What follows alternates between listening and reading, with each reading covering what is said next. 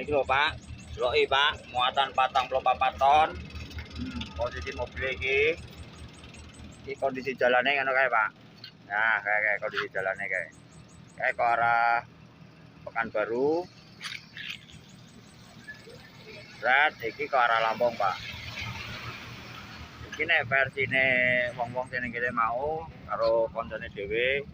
Dadi Mas Sodri iku ke arah ndukur kono wis kehilangan keseimbangan. Nah, mobil iki wis ngimbangi, wis ngeloloni ngerem Pak, tapi gak nutut. Lokasi ini daerah Sebrida Pak iki Pak.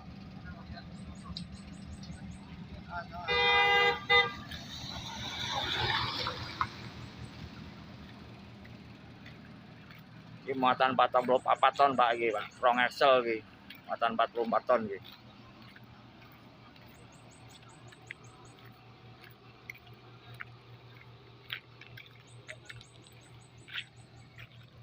Nah, itu nek sing jalan munggah kae arah ke Palembang Jambi.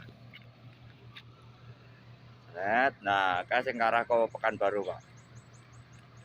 Jadi tak ulangi meneh iki versine wong-wong sing nonton ning kene, sing ngerti ning kene.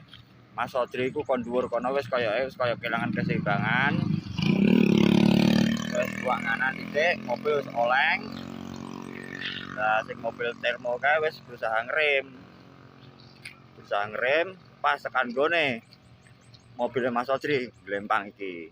Langsung diantem kae. Diantem kae.